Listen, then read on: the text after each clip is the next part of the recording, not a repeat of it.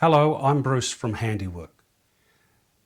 Today I'm going to talk about wood rot, one of the most misunderstood concepts in home maintenance and repairs. Wood rot is not cancer. It instead is caused by a combination of a naturally occurring fungus, the same one that eats leaves and twigs in your garden, the spores for which are floating in the air all the time, we just don't realise they're there. When those spores come in contact with some sodden timber, it's able to slowly eat away at that piece of timber. And over a period of months and years, it will do damage. What's the cause of it? Moisture in the timber. The spores are already floating in the air. What can stop it happening? Good painting, good protection practices. Painting being the most important one. In almost every case where I've had to do repairs of wood rot, it's because painting has been neglected for long periods. So, what I would say to you is this: protect your timbers and you won't have wood rot. Now, if you already have wood rot, in theory, if you can protect it from water getting in, then the fungus will become dormant and will stop growing. So if you could paint it properly, which would be difficult because it's often all textured and mushy inside, but if you could protect it properly and let it dry out, the wood rot would stop. But you might still have the structural aspects to deal with and the aesthetic aspects of it, where it looks ugly. And that's where my work comes in. So what do I find wood rot in most? I find it mostly in window sashes, the parts of the windows that open and close, window frames. They're expensive to replace, so therefore I end up repairing them quite frequently. They can be anything from $2,000 to $6,000 to replace a window, typically $3,000 or $4,000 to replace. So if it can be repaired, that's what we'll do. In fact, I should mention that the best way to fix wood rot is to replace that piece of timber, but it's not always practical to do that. So if it's simple stuff like weatherboards on the outside of a house or stall moulds around a window or something, if you can replace it, you do.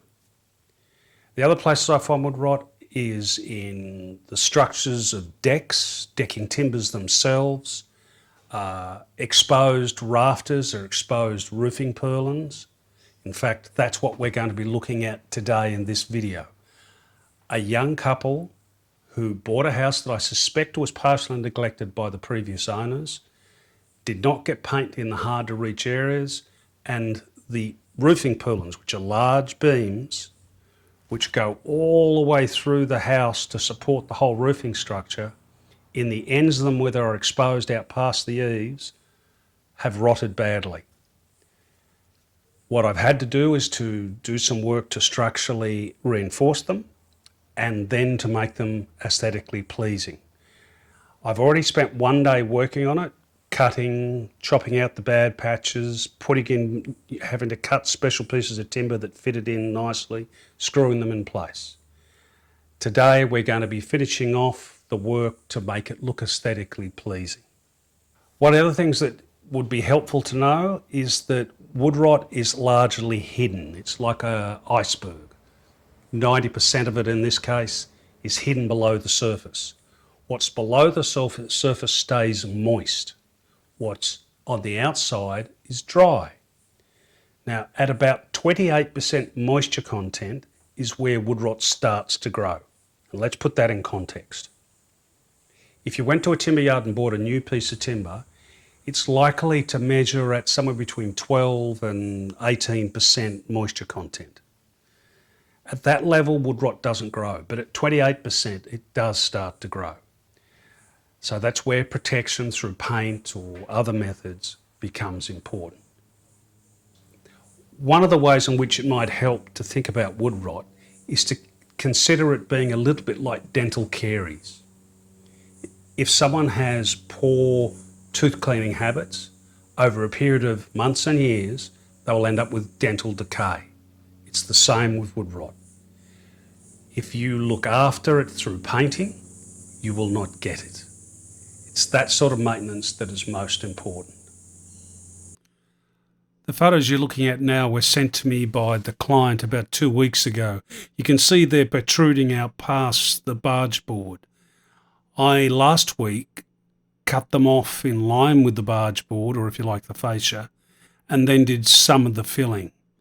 So what you're going to see today is the work I've done to finish the filling and get it ready for painting.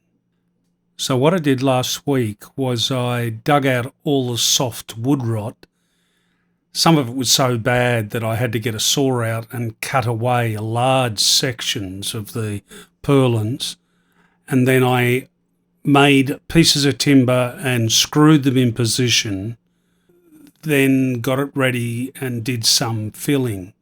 So you can see here one patch where I cut out that corner and filled it with a couple of pieces of timber all screwed together. In other places, I had to do that on the barge board, or if you like, the fascia. In two of the purlins, I had to do large-scale replacement, one of them a lot bigger than that one. In other places, it was just filling. You see here there was 2 places done. Here you can see 2 other purlins on the east side.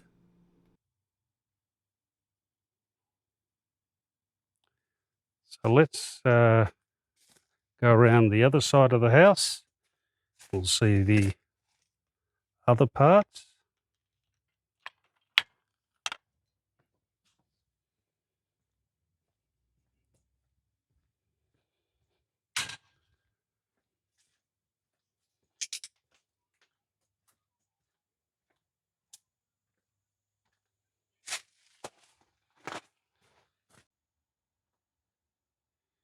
You can see up here with this purlin, which is actually an extension of the purlin we saw on the other side a minute ago, has been more heavily filled. There is a very large patch of timber that's been put in the middle of it, and I've started to fill over the top of it.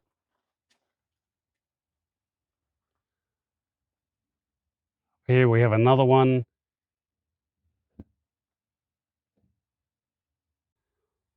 which has been filled on the end. It's not in bad condition.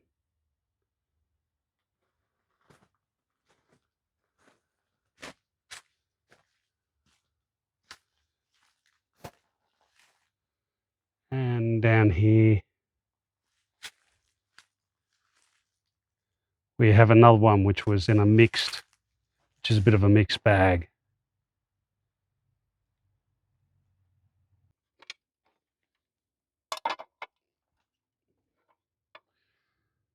So I'm mixing up a batch of special filler.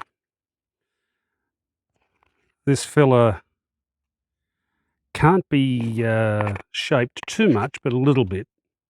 So therefore I'm going to underfill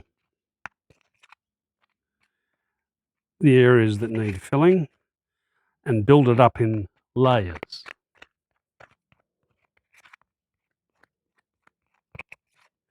So this is a catalyzed filler,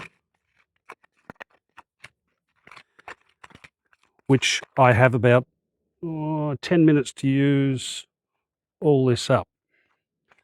Otherwise it goes hard.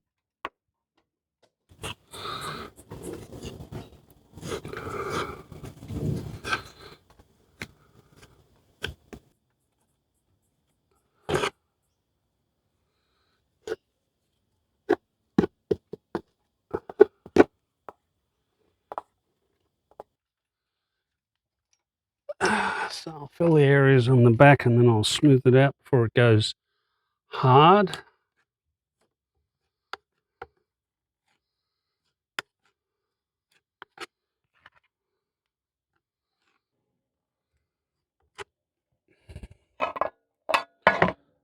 So now change over to a bigger one just to get it smoother on this.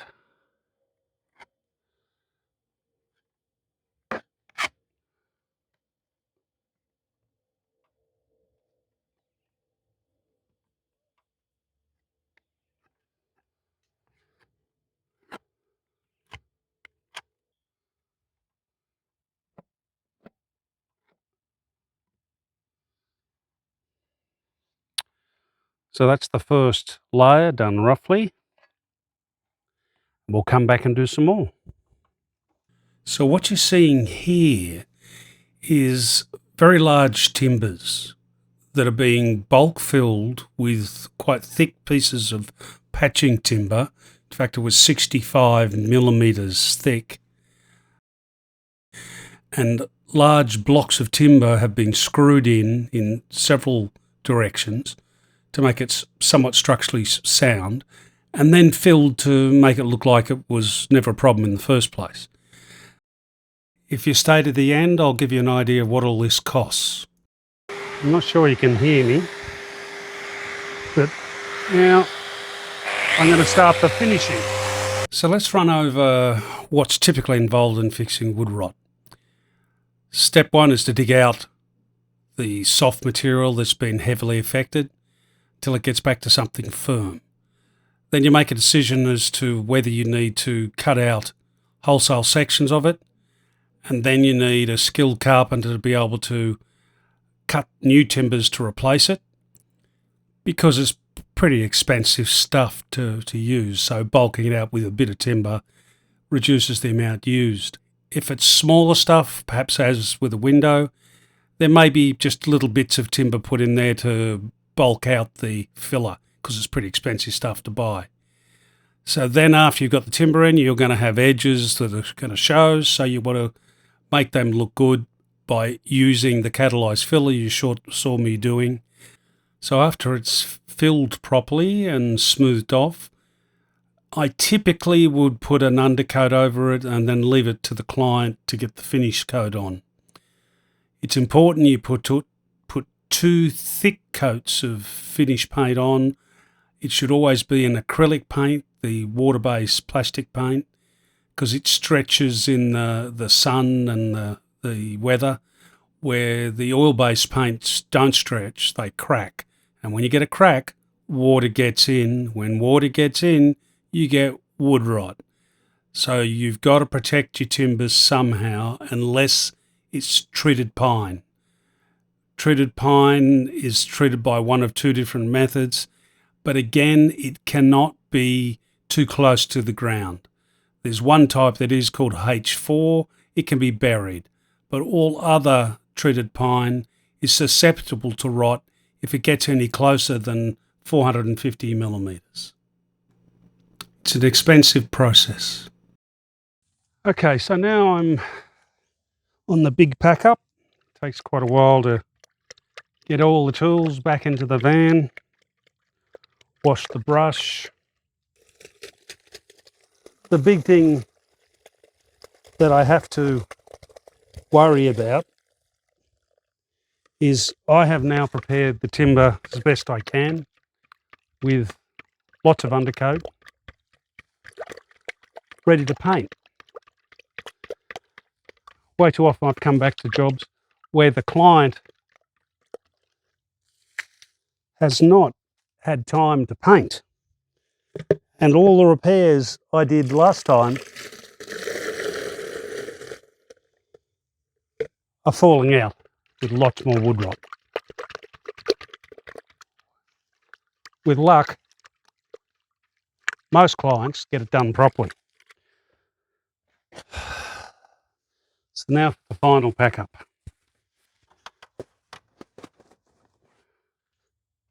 Now, let's see if we can get this up.